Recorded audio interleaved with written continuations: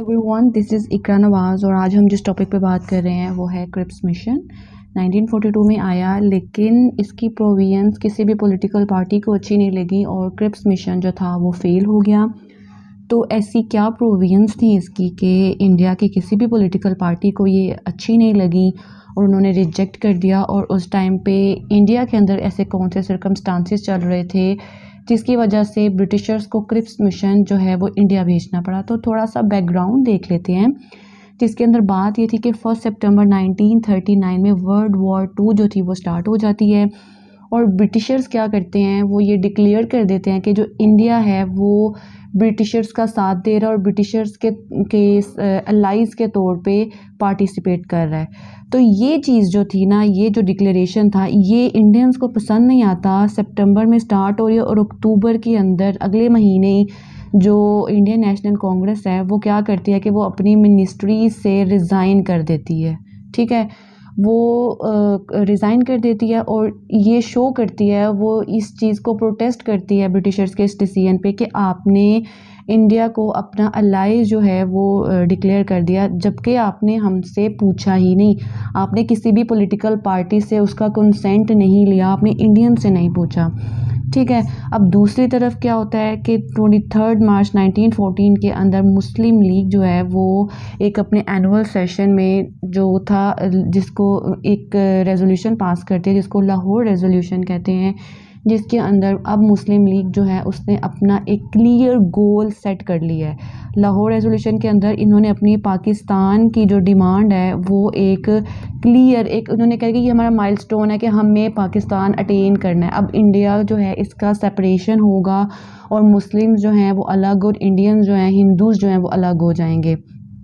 ठीक है, अब ये लाहौर रेजोल्यूशन पास करने के सर्कमस्टांसेस क्या थे, इसकी वजह कांग्रेस मिनिस्ट्रीज़ थी। वो ये था कि हिंदूज़ का जो 2 साला राज था इंडिया के अंदर वो मुस्लिम्स के लिए एक इंतहाई तकलीफ़ दा था। मुस्लिम्स जो थे अब उनको तिलक लगाना पड़ेगा, उन्हें वंदे मातरम पढ़ना पड़ेगा जो कि मुस्लिम अगेंस्ट सॉन्ग है। ठीक है, उन्हें मंदिर में जाना पड़ेगा और बहुत सारे ऐसे सर्कमस्टांसेस थे जो मुस्लिम आइडेंटिटी को ख़त्म करना चाह रहे थे। लिहाजा अब सेपरेशन मुस्लिम्स के लिए नागुज़ीर हो चुकी हुई थी। ठीक है, और दूसरी तरफ जापान जो था वो अब इंडिया के ईस्टर्न बॉर्डर्स की तरफ बढ़ रहा था। फॉल ऑफ बर्मा एक बड़ा जोड़ था ब्रिटिशर्स के लिए कि बर्मा के बाद अब अगली बारी इंडिया की है और जापान इंडिया को इन्वेड कर लेगा। लिहाजा इंडियंस की जो सपोर्ट है वो अब क्रिटिकल है ब्रिटिशर्स के लिए। तो वो क्या करते हैं कि वो क्रिप्स मिशन भेजते हैं। क्रिप्स मिशन जो भेजने का पर्पस था वो ये था कि ब्रिटिशर्स चाहते थे कि हम इंडियंस की वो डिमांड जो वो काफ़ी अरसे से मांग रहे हैं हम वो देते हैं और ब्रिटिश जो इंडियंस जो हैं वो हमें इसके बदले में सपोर्ट करेंगे वॉर के अंदर। तो अब हम देखते हैं कि वो ऐसी कौन सी प्रोविजंस या करैक्टरिस्टिक्स थी क्रिप्स मिशन के जो कि स्टिफोर्ड क्रिप्स जो हैं वो लेकर आए यहाँ पर। सबसे पहले इन्होंने कहा कि जनाब setting up of an Indian dominion. अच्छा, बहुत से लोगों को या बहुत से स्टूडेंट्स को डोमिनियन का मतलब नहीं समझ आता। तो बात यह है कि ब्रिटिशर्स के अंडर जब कोई कॉलोनी काम कर रही होती है तो जब उसको डोमिनियन स्टेटस दिया जाता है उसका मतलब ये होता है कि वो अब सेल्फ गवर्नमेंट कर सकते हैं, यानी विद इन अपनी कॉलोनी के अंदर वो अपने आप को खुद गवर्न करेंगे। लेकिन डिफेंस, फॉरेन अफेयर्स और कम्युनिकेशन के जो डिपार्टमेंट्स हैं ना, ये ब्रिटिश अपने अंदर रखेगा, ये उनको नहीं दिए जाएंगे। ठीक है, इंडियंस चाहते थे कि हमें डोमिनियन स्टेटस दिया जाए, यानी हम अपने आप को खुद रूल करें। हाँ ठीक है, डिफेंस, फॉरेन अफेयर्स और कम्युनिकेशन जो है ये तुम अपने हाथ में रख लो। तो ब्रिटिशर्स ने कहा चलो ठीक है, हम आपको ये दे रहे हैं। ठीक है, अच्छा जी, उसके बाद ब्रिटिशर्स ने इस बार ये भी कहा कि जैसे ही वॉर ख़त्म हो जाएगी डिफेंस, फॉरेन अफेयर्स और कम्युनिकेशन जो है ये भी इंडियंस के सपुर्द कर दिया जाएगा। सो ये किसी भी फिर इंटरनेशनल ऑर्गेनाइजेशन के साथ फ्रीली कम्युनिकेट कर सकेंगी, इंटरेक्ट कर सकेंगी। दूसरे ने कहा कि एक कॉन्स्टिट्यूएंट असम्बली बनाई जाएगी, यानी उन्होंने ये कहा कि इंडियंस अब अपना कॉन्स्टिट्यूशन जो है ना, अपना कॉन्स्टिट्यूशन वो खुद बना लें। ٹھیک ہے. اب کانسٹیٹوئنٹ اسمبلی کیسے بنے گی, یعنی جس اسمبلی نے کانسٹیٹیوشن بنانا ہے, کانسٹیٹوئنٹ اسمبلی کیسے بنے گی. انہوں نے کہا فرض کریں 11 پروونسز ہیں نا, تو 11 پروونسز سے نا ممبرز اس کمیٹی کے اندر آ کے بیٹھیں گے. ان 11 پروونسز کے جو ممبرز ہوں گے نا وہ کانسٹیٹوئنٹ اسمبلی بنائیں گے. اور ٹھیک ہے, اور جو کانسٹیٹیوشن بن جائے گا نا, اگر تو کسی بھی پروونس کو, اگر فرض کریے اس پروونس کو نا نہیں اچھا لگا کانسٹیٹیوشن, باقی 10 کو اچھا لگا ہے, تو برٹشرز نے کہا ہے کہ بھئی اس پروونس کو کہا ہے کہ تم الگ ہو جاؤ ان سے, تم اپنا کانسٹیٹیوشن بناؤ اور ایک انڈیپینڈنٹ یونٹ کے طور پہ کام کرو, لیکن تم رہو گے برٹشرز کے انڈر ہی. ہم اس کو پڑھتے ہیں. A constituent assembly would be called to form a new constitution. ٹھیک ہے, ایک اسمبلی بنائی جائے گی, نیا کانسٹیٹیوشن بنائے گی, following the conclusion of the conflict. ٹھیک ہے, جتنی بھی کانفلکٹ چل رہی ہیں ان کو دیکھتے ہوئے. تو دا proportional representation پروونل legislature would elect some members. یعنی صوبے کی پاپولیشن یا اس کی سگنیفیکنس کے لحاظ سے نا ہر پروونس جو ہے نا وہ اپنے لیجسلیچرز کو بھیجے گا اور کیا کرے گا, وہ کانسٹیٹیوشن اسمبلی کے ممبرز بنیں گے.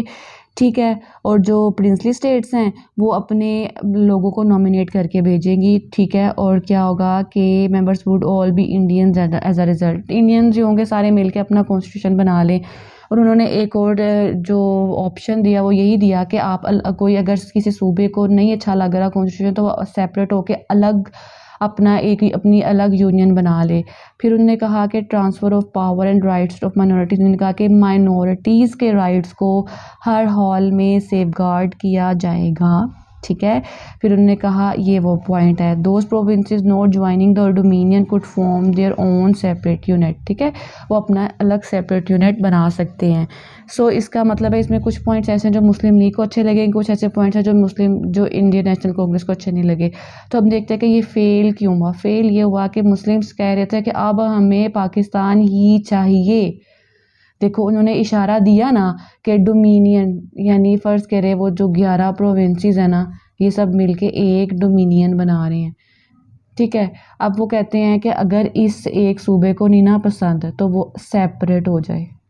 ٹھیک ہے, لیکن رہے گا وہ برٹشرز کے انڈر ہی, جیسے یہ برٹشرز کے انڈر ہی رہیں گے. تو یہ ایک ہنٹ تھا نا کہ مسلمس کو اگر نہیں پسند انڈین ہندوز کے اندر رہنا تو چلو سیپریٹ ہو جاؤ. لیکن قائد اعظم نے کہا نو, ہمیں کلیئر ورڈز کے اندر یہ چاہیے کہ آپ پاکستان بنائیں اور انڈیا کو ڈیوائیڈ کریں اور پھر یہاں سے چلے جائیں. ٹھیک ہے, سو مسلم لیگ اور انڈین نیشنل کانگریس جو تھی انہوں نے اس کو ریجیکٹ کیا. اب بات کرتے ہیں انڈین نیشنل کانگریس کی کیا وجہ تھی کہ وہ اس کو ریجیکٹ کریں. ان کی وجہ یہ تھی کہ یہ والا رائٹ بھی کیوں دیا گیا ہے, یہ والا رائٹ کہ کوئی اسٹیٹ کہے, کوئی پروونس کہے کہ ہمیں نہیں کانسٹیٹیوشن اچھا لگا, ہم سیپریٹ ہو رہے ہیں, ہم اپنا الگ کانسٹیٹیوشن بنا رہے ہیں.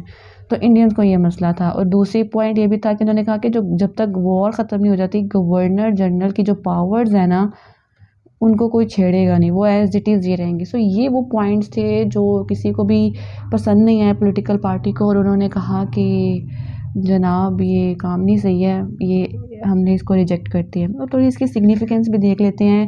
یعنی اس کرپس مشن کا آنا, اس کے پروویژنس کو دیکھتے ہوئے ہم دیکھ سکتے ہیں کہ اب برٹشرز کے رویے میں ان کی سوچ میں کیا تبدیلی آئی ہے. تو ان کے رویے اور ان کی سوچ میں تبدیلی یہ آئی کہ انہوں نے فرسٹ ٹائم اس چیز کو ریکگنائز کیا کہ انڈیا کو ایک ڈومینین اسٹیٹس دیا جا سکتا ہے, جو کہ انڈینز کافی دیر سے ڈیمانڈ کر رہے تھے.